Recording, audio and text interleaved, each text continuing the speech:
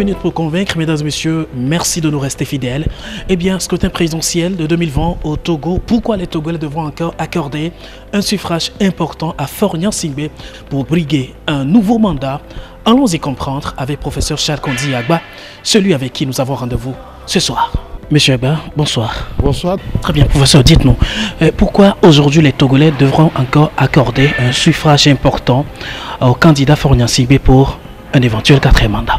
Nous n'allons pas perdre notre temps à parler du quatrième ou du premier, mais partout où je suis passé, j'ai professé qu'en réalité il ne s'agit pas d'un quatrième mandat, compte tenu de ce que nous avons changé la Constitution et que tous les candidats qui se présentent actuellement concourent pour leur premier mandat. Quand quelqu'un aura gagné, compte tenu de la nouvelle constitution que nous avons, ce sera son premier mandat. Bon, ceci étant dit, mais les faits même parlent pour le président Faure-Gnassingbé. Depuis qu'il est au pouvoir, il a entrepris un certain nombre d'actions qui ont concouru au développement, à l'avancée du pays. Et seuls les aveugles pourraient, même eux, voir. Tout le monde a vu dans tous les secteurs de la vie de la nation ce que le président Faure a fait pour le pays. Qu'il s'agisse des infrastructures, qu'il s'agisse des jeunes, qu'il s'agisse des femmes, le président Faure-Gnassingbé a entrepris des actions, a pris des initiatives qu'on ne connaissait pas par ailleurs et qui ont contribué à un réel progrès, des progrès évidents sur la vie de la nation.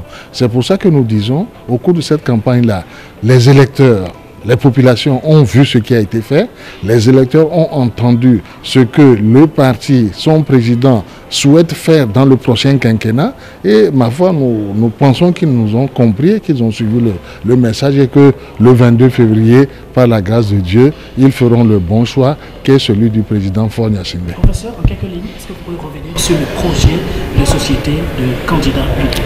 Commençons par le tout premier qui est celui de maintenir la paix.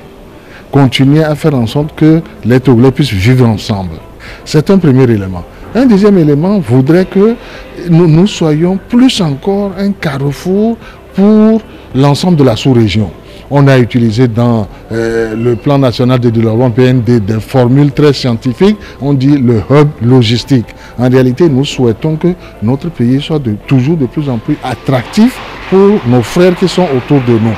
C'est pourquoi le président Faure dit, dans le prochain quinquennat, l'un des projets phares, c'est de faire ce que nous appelons l'autoroute qui va partir de Lomé jusqu'à Saint-Cassé. Une autoroute à double voie, afin que nos frères du Burkina, du Mali, du Niger et même du Tchad, parce que je vous l'ai dit, le Tchad aussi entrepose ses marchandises au port de Lomé, puissent venir accéder facilement au port. Voici pour les infrastructures. Pour ce qui concerne la santé, je ne citerai qu'un seul point. Nous avons amené dans ce pays l'INAM. Dans un dialecte de chez nous ici, un dialecte du sud, on dit Ronam. Ça veut dire que l'INAM prend en charge pour lui toutes nos peines en matière de santé.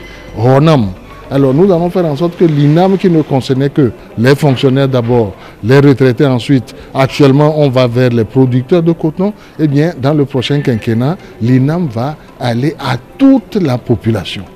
Nos femmes, nos mères, nos sœurs qui se croisaient les bras et qui souffraient, désormais peuvent accéder à un crédit. Il a commencé par être très modique, mais progressivement, le président de la République, notre candidat, a fait en sorte que désormais des sommes conséquentes peuvent être prêtées aux femmes qui veulent entreprendre, avec même une garantie que l'État assure.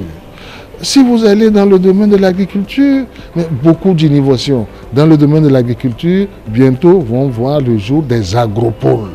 C'est l'État qui va se porter acquéreur de larges surfaces de terres cultivables.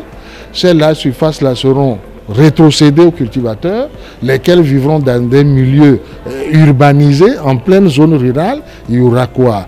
Leur hôpital, il y aura leur école, il y aura leur pharmacie.